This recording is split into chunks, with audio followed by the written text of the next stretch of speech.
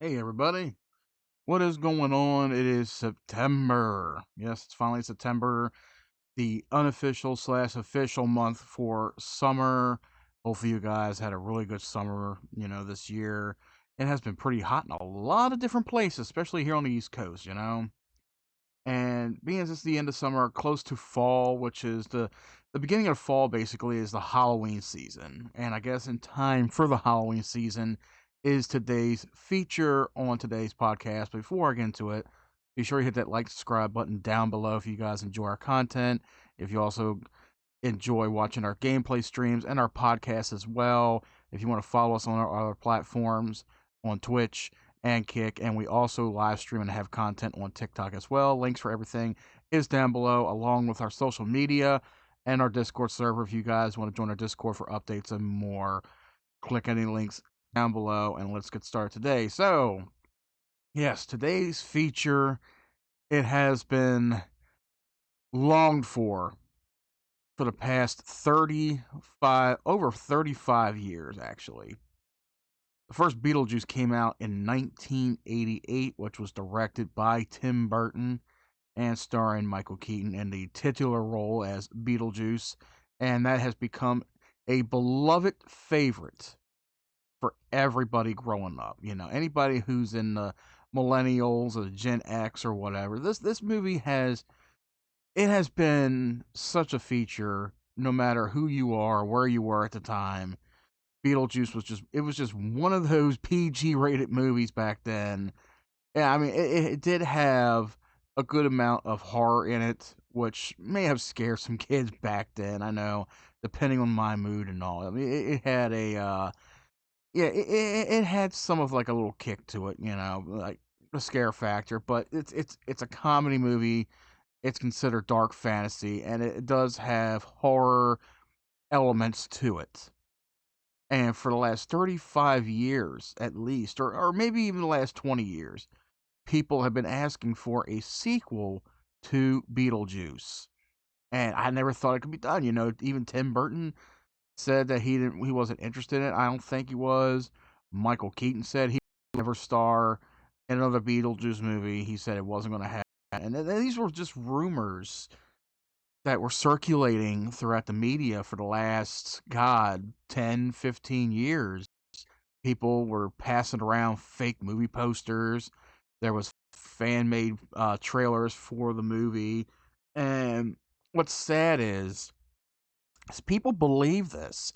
People will believe anything you see on Facebook or Twitter or Instagram or whatever. People make up this fake stuff to fool everybody else. Look at the movie Hocus Pocus 2. There was a fake poster for that out almost 10 years before the movie actually released. And nobody has ever said anything about making a Hocus Pocus 2. They just had the poster out. And people were like, oh my God, they're going to make a Hocus Pocus 2. No, they're not. There's nothing in the news about it. There's nothing online about it. Oh, but they are making it. No, they're not. And then fast forward, 5, 10 years, they decide they make it. So they made Hocus Pocus 2, and it was a horrible flop of a movie. It really was. Like, me personally, I didn't really care for Hocus Pocus. I've seen it a couple times. It's not my thing. I'm sorry. I know there are some diehard fans out there of is it Bette Midler? I think it is in the in the main role and all, but it just wasn't my thing. I'm sorry. I just didn't care for it. But then, you got a movie like Beetlejuice, right? Which is another one of those movies that you can watch around the Halloween season. Well, any time during the year, but it's more effective around Halloween because, kids are going to be dressing up as Beetlejuice this season. That's going to be the big popular thing right now is they're going to popularize the character much, much more this Halloween season. And it's going to be pretty amazing seeing a lot of kids out there dressed as, Michael Keaton's character and all. But yeah, this was a movie that people were putting posters out. People were saying that it was being made. It's being made. It's being made. But for the last 10 years, Michael Keaton said, and even Winona Ryder backed him, there's not going to be another Beetlejuice movie. And then I think it was within the last 5 years or so, Michael Keaton said, No, there's not going to be another one. The only way I will do another Beetlejuice movie is if Tim Burton is on board. If Tim Burton's not doing it, I'm not going to do it. And that's dedication right there. That's dedication from Michael Keaton, you know? Like, he does have a lot of amazing roles. I mean, this is Batman, guys. This is Batman, Beetlejuice, Birdman, whatever else you want to call him, Vulture and Spider-Man. But yeah, you know, he enjoys working with Tim Burton. They have a chemistry. They have a friendship. And I think that's what makes a movie like this as good as it can get, you know? And I went into this movie with low expectations, you know, because nowadays when a movie comes out, not only are the critics hating on certain movies, the critics don't want you to watch movies, period. They don't want you to be entertained. As soon as a movie that's gold that comes out, there's like, oh, this movie's shitty as hell, you know, it's got a 1 out of 10. Don't go see it. It's not that great. But then when the audience goes, the people that actually are the ones that pay to go see this shit to be entertained, they're entertained. They love these movies. They're enjoying these movies beyond the belief of any critic out there. That's why I don't go along with critics like Rotten Tomatoes or anything like that, you know? Like, they're a bunch of idiots. They don't know what a good fucking movie is if they could pull it out of their ass, you know? That's why I don't follow critics at all. If a critic said this movie was like a 4 out of 10, you're gonna come across at least 20 people to that one critic who says this movie's a 9 or a 10 out of 10. We love the hell out of it. And they will tell you every little bit of what they loved out of it. And I think, like, when I do these episodes for you guys, these movie reviews, I give my honest opinion on it. I am not here to criticize this movie for the public. It is my personal opinion. And I will say, if you guys go into seeing this movie, if you are a hardcore fan or just a fan of the original, I will say go into this movie with low expectations. You don't want to set your expectations for a movie like this so high and then leave kind of disappointed. But you got to figure a sequel to a movie that's already golden, that's already a staple in time, you know, that is beloved by all audiences, all generations, and is watched every year at least once, you know? Like, I'm like, how can you do a sequel to a movie like Beetlejuice and have it be good? Like, sometimes there's sequels that come out and they're not as great. Like, there's a trend train going on for the last 5-10 years with either remakes, reboots, direct sequels 40 years later to a movie, and it turns out to be absolute garbage. Look at movies like Halloween. You know, when David Gordon Green got his hands on the rights to Halloween through Universal and Blumhouse, oh my fucking god. Like, that was a trilogy of absolute horrible terror right there. It's almost like it makes me want to go back and rewatch Rob Zombie's Halloween and actually have something good to say about it, you know, and actually enjoy it, you know? And then you got movies like the Texas Chainsaw Massacre, you know, the direct sequel that came out 2 years ago. Direct sequel to the 1974 Texas Chainsaw Massacre. Yes, that movie this year is 50 years old. Let that sink in. The Texas Chainsaw Massacre movie is 50 years old, people. Yes, we are getting old. Oh my god, like, I know I was in my I'm not even in my teens yet, I don't think, and I was watching Texas Chainsaw Massacre, and it was already out for, like, I don't know, 20, 25 years or something like that, you know? But now here it is, like 50 years. Just like, okay, Wizard of Oz is 85, 86 years. I'm like, oh my god. No, it is 85. That's right. It came out in 1939. Yeah, Wizard of Oz is 85 years old. Jesus Christ, people. But a movie like this, Beetlejuice. Yes, it is directed by Tim Burton. The screenplay was done by Alfred Gall and Miles Miller. And it is a sequel to Beetlejuice.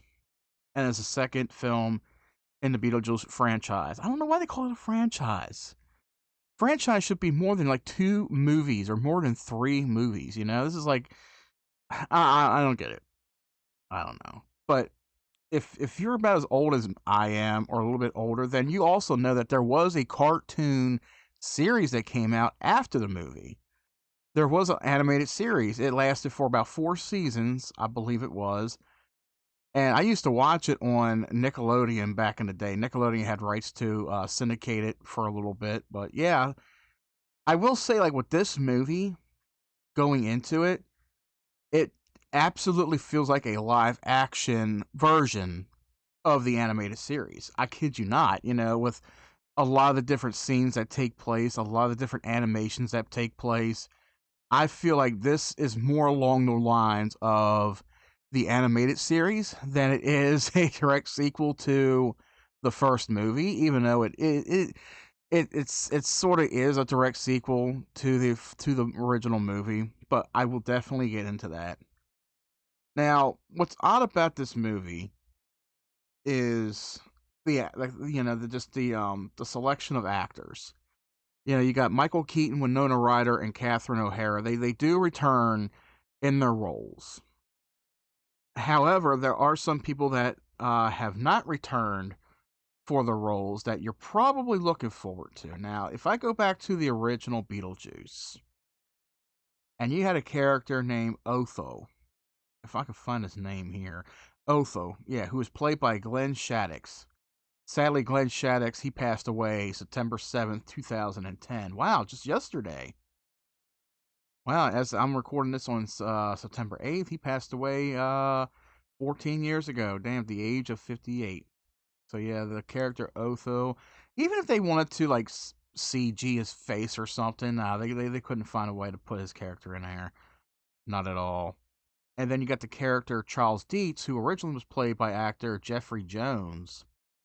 I want to say he could have been approached for this role, but however, he had child sexual abuse legal issues back in 2002. And as of 2021, Jones was listed on the California Department of Justice National Sex Offender Database. So yeah, he's a child sex offender for the last 20 some years. And that is sad, because he was in some pretty good roles back in the 90s. You know, Beetlejuice, The Devil's Advocate, Sleepy Hollow. He did quite a good bit of work with Tim Burton. Oh god, yeah, he was Ed Rooney. He was Dean Rooney in Ferris Bueller's Day Off. He had a role in Howard the Duck. So yeah, I've seen him in a good amount of movies. I really have. And his last acting role in a theatrical release, at least maybe, was 10.0 Earthquake, or the movie 7 Days, which came out in 2016. He did a TV series, or was it an episode? It is a TV film, Deadwood the Movie, in 2019. So he hasn't really done anything at all within the last 4 or 5 years. But yeah, he had charged as as a sexual offender, you know, child. He's a, I guess you can call it a pedophile. So yeah, he hasn't been acting for the last 4 or 5 years. So yes, he was not going to be brought back for this role at all. Gina Davis and Alec Baldwin, I think they wanted to approach him for it, but they just declined it. I didn't read too much into why they declined it, so you're not going to see Alec Baldwin. Oh, wait a minute, here we go. So, this is post production, reading up on this movie. In August, Burton would confirm via People that Davis and Alec Baldwin did not return to Beetlejuice, as the Maitlands weren't needed for the story he wanted to tell, which he admitted that he personally couldn't have done in 1989 due to focusing on 3 generations within the DEETZ family. To explain their absence, Burton stated in the film would reveal that the Maitlands used a loophole to leave their house finally during the interim between the film and the original. So yeah, there you go. So there is okay, what is this? Gall told Entertainment Weekly that an earlier draft of the film had the Maitlands making a cameo at the end. Him and Miller discussed the idea with Burton, and all three eventually had moved on from the concept as they felt that no de-aging technology would be convincing enough to make the audience believe that Davis and Baldwin hadn't aged since 1980. Yeah, that's true. But then again, there's a lot of movies out there where they use a de-aging process with the CG. You know, like look at what they did with Star Wars. They de-aged Carrie, what's her name? Carrie Fisher. Almost forgot her name. They de-aged Carrie Fisher for a Star Wars role. You know, in the one that took place between episode 3 and 4. I forgot what it was called. I think it was Rogue something. Yeah, I couldn't remember. But yeah, it's like, so they can use that in other films, but they can't use it here. Like, I don't even know how much. Okay, they had a budget of $100 million to work with, so I guess maybe a CG effect or something. I have no idea, especially with movies using AI now. You know, they're using artificial intelligence to fill in certain scenes or characters or whatnot, but I don't even really know anymore. So there's the absence of those two and the other characters as well. So we're mostly focused on Winona Ryder and Catherine O'Hara, and of course, you know, Michael Keaton.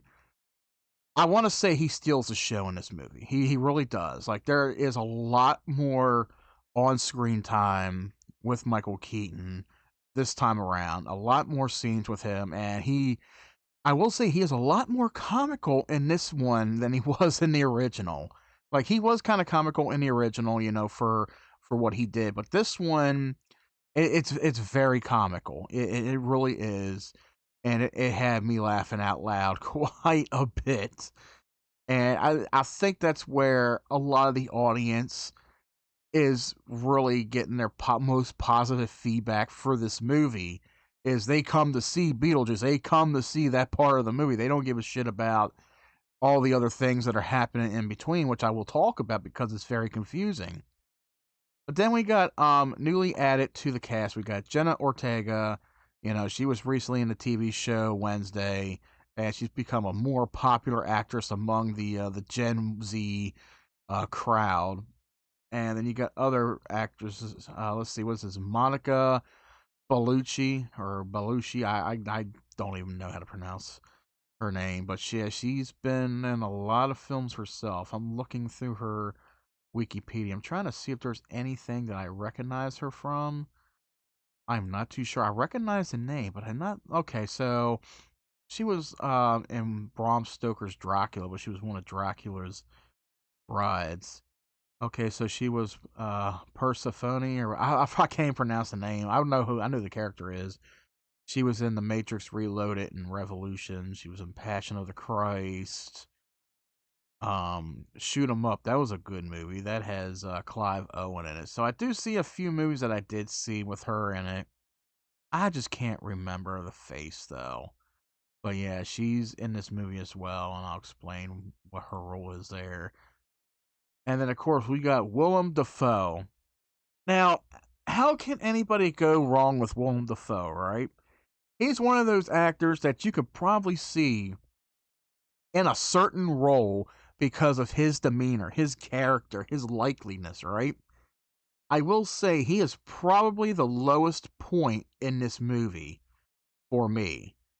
Like his character is just so cringe, and I don't even know why they included him in this movie, but we will get to that here in a brief bit. So, if anybody doesn't want to hear any kind of spoilers, I'm going to go into a little bit of spoiler here for you guys. So if you don't want to hear any spoilers, turn the review off, go see the movie, come back. I always tell you guys that before I get into any spoilers.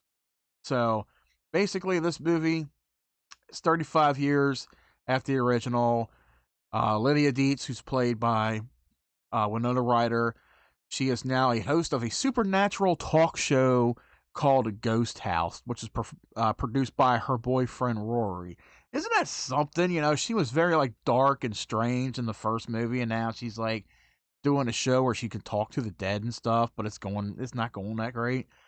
But during the taping segment of the show that you see at the beginning of the movie, she starts seeing visions of Beetlejuice, who haunted her family for 36 years earlier. And so it's one of those things where it's like, okay, over 30 years later, she is still haunted by the spirit of Beetlejuice. They had to incorporate something like that into the movie where she's, she doesn't want to deal with it anymore, but she's haunted by visions of it. Where have we seen that in movies before? Quite a bit of movies that we've seen that type of subplot, where the main character is haunted by the visions of something, right? And the first time I've seen that was in Halloween H2O, where Laurie Strode, who's portraying somebody else, but, that was like her secret identity or something.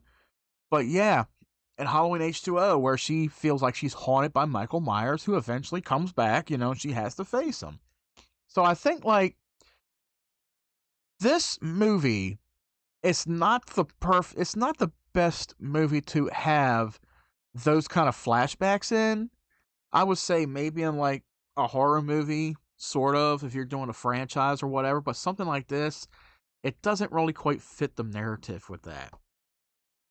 Shortly thereafter, Delia, played by Catherine O'Hara, who is Lydia's stepmother, broke the news to her about the death of her father, Charles. It's very strange, too, with this sequence here. So as this is going on, and I'm surprised to see Tim Burton bring this in a film, because not a lot of kids today, the Gen Z crowd, they have no idea what claymation filmography is. Okay, claymation it's like watching those cartoons from back in the 60s, like California Raisins or something. But there is a segment where it looks mostly like claymation, and it's explaining the death of Charles, who was in a plane crash that crashed into the South Pacific Ocean, thought to be alive, but then a shark comes up and bites his head off minutes later. But I was like, that is kind of interesting to incorporate a animated claymation sequence to explain what happened to your father. It was odd, but I'm like, okay, so yeah, because this movie it's not quite mimicking, in a sense, the original. It's like its own field. Its own field engine at this point. It's its own embodiment. So there's a couple different things going on here. So we already got one subplot where Lydia is feeling haunted by Beetlejuice. She doesn't know why. She keeps seeing him all around. You got Delia, she is in the whole arts department. She's making art, different types of art, photography, painting, stuff like that. You remember her doing that in the first movie with sculptures, these weird looking sculptures. Well, actually, the one sculpture, you do see it as an Easter egg in the movie too. The one that I think it kind of wrapped up Delia, in a sense, in the first one. But yeah, you do see some of her original artwork, make an appearance in the movie as Easter eggs. There's quite a bit of Easter eggs in this movie. I haven't caught them all, but I was just too busy, watching it and trying to keep up with just the overall story. Like, this movie, even though it feels like it should have one main story plot to it, there's several to this movie.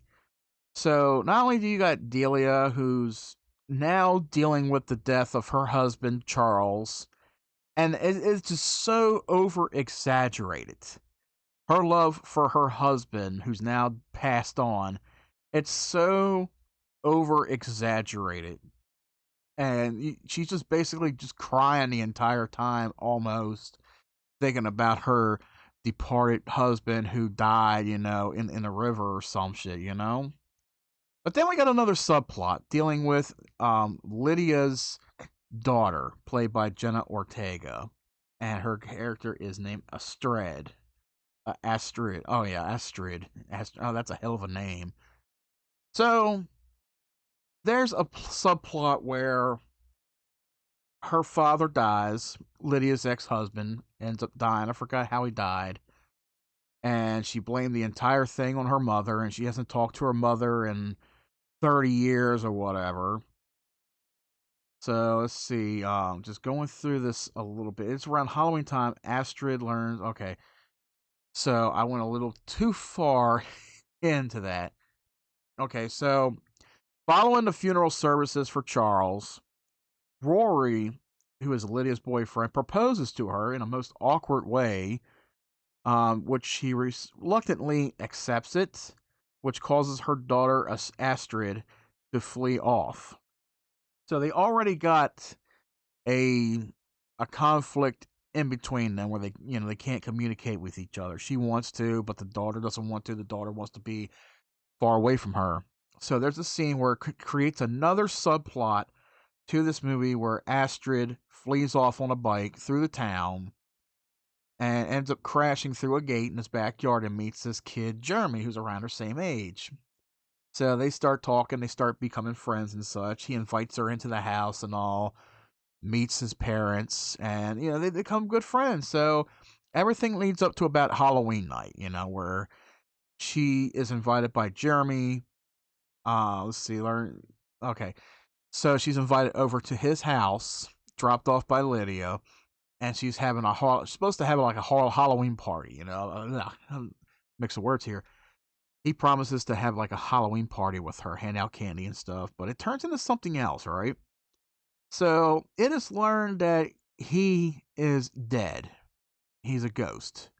So she's been interacting with a ghost, and the whole time up until that point, Astrid is non-believing of Lydia being able to talk to and see ghosts.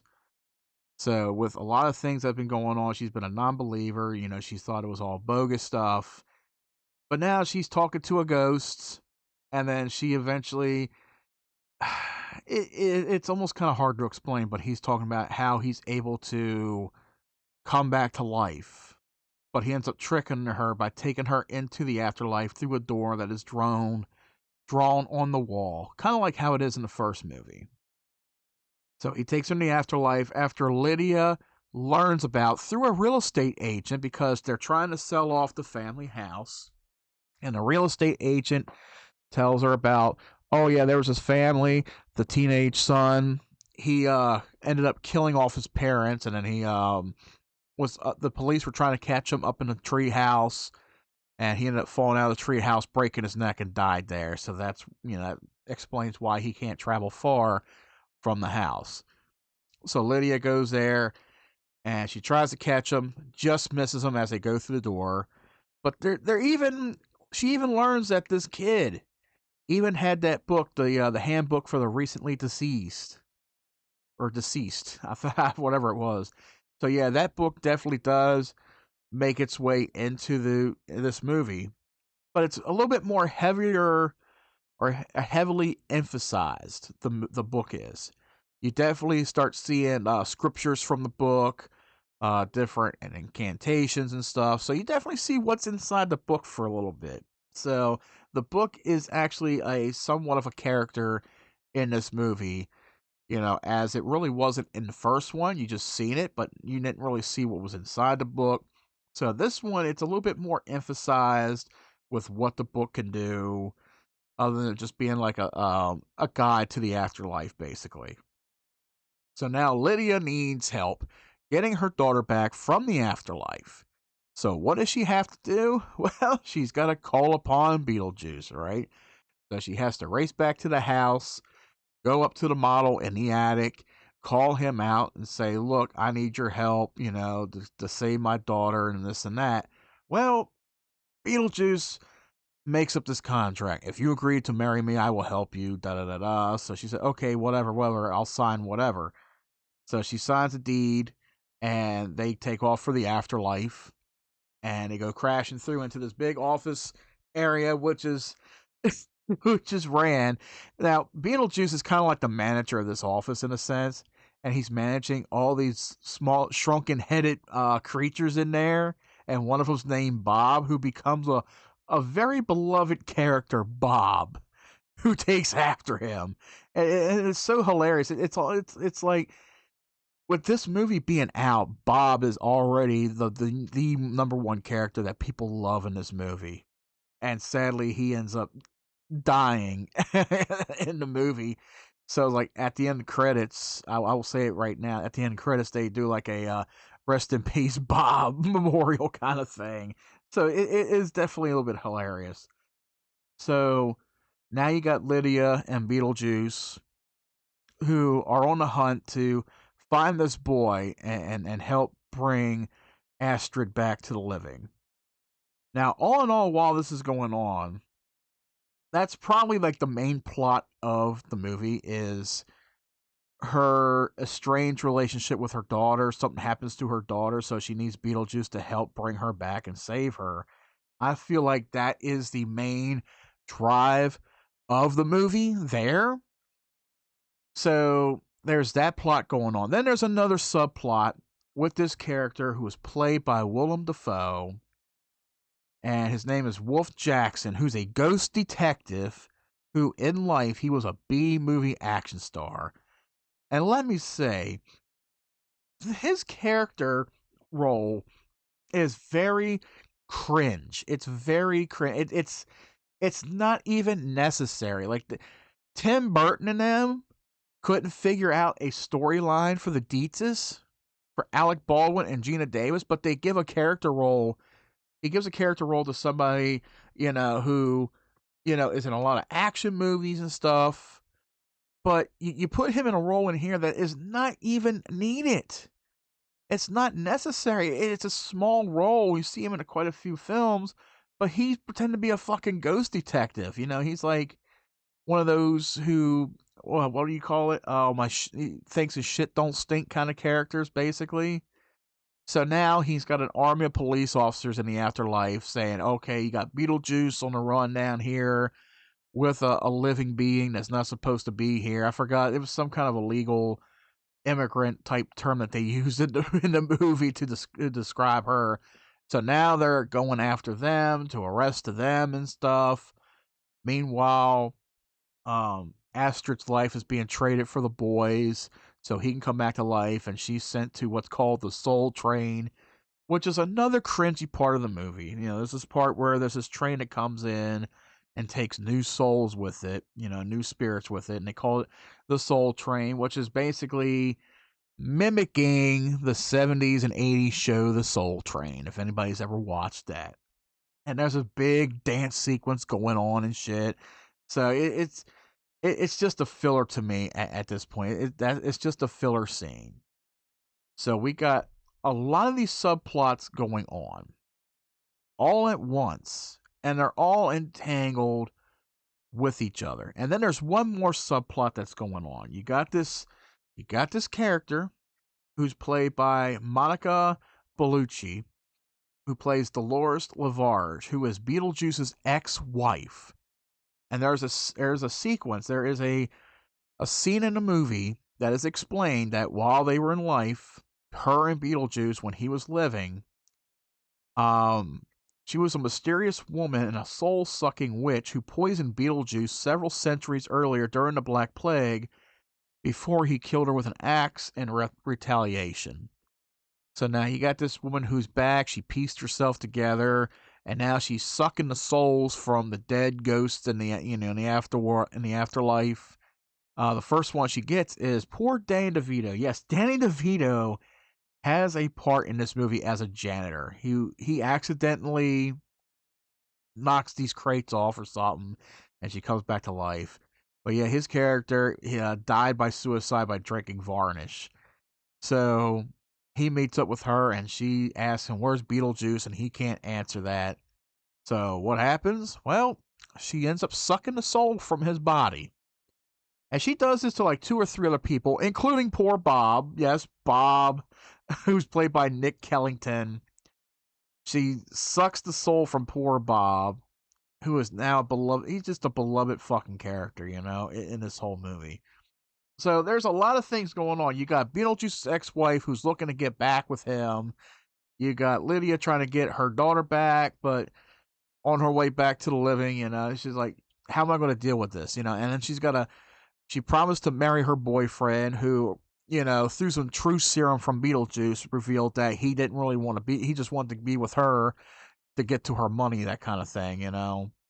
It's one of those. So she ends up calling that whole thing off. So with all these different plots put together, I don't know if you guys are following along. I really don't. But there's like 5 or 6 subplots that are put all into this movie, kind of like a sitcom in a sense. Or, as I said earlier, almost kind of like the animated series of Beetlejuice. So there's just so much going on, but I think what really steals the show for a lot of people, where they just forget about what's going on now. Oh, I didn't know. Oh, is this plot still going on? Is that plot still going? I don't know. But everything involving the character Beetlejuice is what steals the whole show. And there's a lot of good, special effects in there. There are some good, decent practical effects as well. Then you got Danny Elfman, composer. He's a music composer for the movies. He does a lot of music for Tim Burton. He's done music for Batman, Sleepy Hollow, Beetlejuice, and also Death. Danny Elfman, he does return, to do the soundtrack and the score for Beetlejuice Beetlejuice. Now, I will say, there's a lot of different throwbacks to this movie. Like, let's say the beginning sequence, the opening into the movie, it opens up almost exactly how the first Beetlejuice opened up. You got the Beetlejuice, it's a little bit more modified version of the Beetlejuice theme playing, but it basically opens up with the camera panning through the town. Not just the model, but pans through the town and all, the way it did in the first movie. So I'm glad they kept that perspective in there and just didn't do something new. So you got the iconic theme playing. You got the overhead view of the town as the camera's scrolling through. So they kept that in a sense, which is pretty good. Now, they did play music throughout the movie, old songs and such like that. One of them that's very heavily emphasized on, and I forgot what song it was. It was a 1960s song. And if I can find this thing really quick here for you guys. How did it go? Let me see. My keyboard's not working on it. It took so long. Okay. So I'm looking this up in real time for you guys. I'm trying to. Okay, so it was the song MacArthur Park from Richard Harris. That was what it was. So this is a 60s song. It's like 6 minutes long. And this movie is emphasizing this song very much as like a love song for Beetlejuice. It's his song to Lydia, because there is an end scene where he's trying to marry Lydia once and for all. He's got her in the iconic red dress that she was in the original. And they got this new priest, this random human priest, who's trying to do the whole sermon and all. And there's a 6 minute long thing where everybody's singing to MacArthur Park. Kind of like when they did Deo in the first Beetlejuice, where everybody was around the table. In this one, you got people dancing, you got people singing. Meanwhile, you got Astrid, who's trying to go for the book of the recently deceased. Figure out a way of, the Spartan Beetlejuice, back to where he belongs.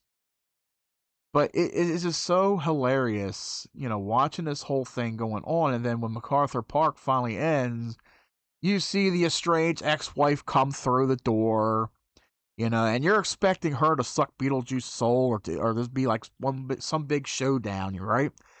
No, it just turns out that Rory, Lydia's now ex-boyfriend and fiance, Beetlejuice sets him up with a shirt that says "I love Dolores," and then the giant worm. Remember the sandworms from the original one? Yeah, the sandworm comes in through here and ends up eating the bride and Rory, and takes them out. But then, as Lydia and Astrid are about to return back to the living, back to the living plane, Beetlejuice tries to remind her, hey, you're married to me, but there was a clause in there that Beetlejuice did violate, so it canceled the contract, and then Lydia happily says his name 3 times to make him disappear. Now, Catherine O'Hara's character, let's go back to that for a second. There's a scene where she's trying to do a seance to I think she was trying to communicate with Charles in the graveyard, and she had these 2 snakes, these 2 red snakes, which were thought to be defanged and all, but they weren't, so they end up biting her in the neck, killing her accidentally. So now she's in the afterlife. She met up with Charles. She's with Charles in the afterlife now, so they're reunited right there. And then, just the whole movie, it ends just like, I think it's like several months later or something like that. Lydia, she announces that, she was on her final episode of her show. She was going to end that. She's back to, her relationship with her daughter is, um, everything's going good for her. But it ends up, like, a lot of it ends up a dream sequence where she starts dreaming about Beetlejuice again in a hilarious way. So it was an, I want to say the ending to the movie, it gave you one last good laugh, but it didn't end on a more positive note like the original Beetlejuice did, the first one. But I will say, like, from beginning to end, there was just a lot of issues with this movie for me personally, where I think I only really enjoyed it when it hit almost the halfway mark with Beetlejuice. Every time you seen him in a scene with any of the characters, I feel like that was the biggest highlight for the movie. And I wanted to enjoy it. I really wanted to enjoy all the characters in the movie as they are all enjoyed in the original. But this one, it just finds a way to make a separate plot story for each character that is basically short-lived. All around, it's like they took like several different episodes of the cartoon and fed them all into one movie. And that's where it falls apart for me. That's why I say go into the movie watching it with low expectations. And I didn't think it would. I knew it wasn't going to be spectacular. I knew it wasn't going to beat the original, but that's how That's how everybody's making it as right now. But let me read what some of these critical responses say. So, Rotten Tomatoes did give it a 77. Reviews are positive. The website's consensus reads, Michael Keaton's devious poltergeist still has plenty of juice left in this madcap return to form for Tim Burton, marrying charming practical effects and ghoulish gags to provide a fun time. Metacritic weighed in about a 62 out of 100, indicating generally favorable reviews. Let's see. Manala Dargis for the New York Times. Yeah, okay. Called the film a fun but less edgy sequel. I will say that I agree with that. Zan Brooks from The Guardian says that Burton's game attempt to bring the 1980s comedy horror back from the spirit world is full of gaudy set pieces but fails to add much to the original. I guess there is some truth to that. But like I said, like for the most part with this movie, where it falls apart, in my opinion, is the fact that you got 6 different stories all tapped in at once, 6 different things going on, and they all end so abruptly. They do. They all end abruptly. Some of the stories really have no rhyme or reason to be in there, such as Willem Dafoe's character. There was no reason to have Willem Dafoe in this movie. I'm sorry, he is a good actor. He's an amazing actor. But this is not a movie to have him in as a character. Like, I feel like they just made a big mistake putting him in there in a role that should have never been. Now, if they wanted to make like a series I would say, okay, there should be a series. You can add them characters to it, where it's like episode by episode, make it seasonal and all. But for a movie like this, with a runtime of, oh God, what was the runtime? I know it was nowhere near 2 hours. Now, 104 minutes. So yeah, almost 2 hours long. Yeah, the movie's almost 2 hours long. I don't think it was as long as the first one. No.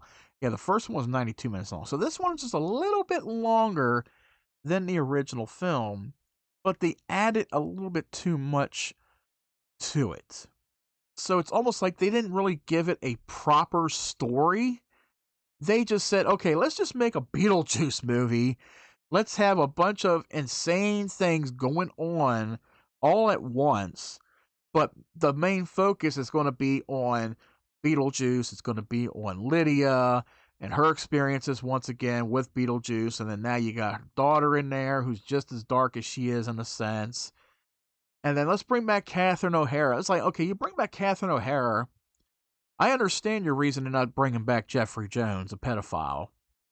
But then you're like, okay, Alec Baldwin and Gina Davis, I really think they could have had a good enough storyline in this movie as a throwback, maybe. But they were like, no, we couldn't think of a story for them. So you write them out, and then you bring in Willem Dafoe, who is basically, I want to say he bombed it.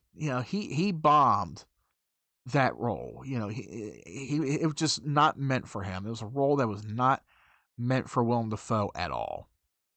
But other than that, if you push aside the fact that there are like 6 different storylines going on at once in this movie, and I'm somebody who's not just about the characters, I'm about the story too. I try to pay attention to a good story, and I paid attention to every subplot in here, but it just felt like they brought something new in, and then they just abruptly end it in a sense, and it doesn't make any sense. It does not fit the criteria of what they're going for with this movie. But I think people look past that, even the old school fans of it. I think they all go past that, and they just go for what makes the movie authentic, is the fact that this character, Beetlejuice, steals the show. So what is my rating on this movie? And I will say, besides the fact, if you can get past the different subplots of the movie, if you can get past all of that garbage, and you just enjoy it for what it is, and I say it's a good popcorn flick. It really is good. I really did enjoy it. I had a good amount of laughs with it. It was very entertaining. It was very enjoyable. I liked it. If Tim Burton and Michael Keaton were to return, like he's 70 right now. Michael Keaton's 70 years old. I highly doubt he will do another one, but if he does, it would be interesting to see how they would push that. But I think I would rather than push for, if they want to do one last one, try to keep out all the excess storylines. Don't add too many storylines. Don't make it too absurd. Keep it simple, the way the original Beetlejuice was. Keep it as simple as that, and I think you will have a good hit on your hands. Keep the same drive that this movie had, the same drive, the comedy, everything. Keep the same drive for the next one, but don't add too many storylines to it. Don't throw the movie all over the place to where you're going to lose interest of an audience. So my rating for Beetlejuice, I would give it a 7 out of 10. That is my personal rating. That's my personal opinion. Like I said, don't go off of what critics say. Don't go off too much of what a lot of different reviewers say. I'm giving my own personal opinion about it, but I will say this. If you do choose to see this movie, go into it with low expectations. If you do that, you may end up loving it a lot more, and you'll come out very satisfied with this movie. So hopefully you guys take some time this week or this month or whatever. Go see Beetlejuice, as it's out right now in theaters. It's supposed to hit Blu-ray next month or digital next month or something like that in October, maybe November. Hopefully you guys will see it then. So, what'd you guys think about today's episode of Cinemacast? What'd you think about the movie? Did you enjoy the movie? Let us know down in the comment section below what your favorite part was, what you enjoyed about the movie. And that does it for today's episode of Cinemacast, guys. This show will be uploaded also on our Twitch page if you follow us on twitch.tv/ArrowENT. And if you guys have yet to do so, click that like and subscribe button down below if you enjoy our content on here on the channel. Thank you for joining me today for today's feature of Beetlejuice Beetlejuice. We will catch you guys next time. And until then, we'll see you right back here at the cinema.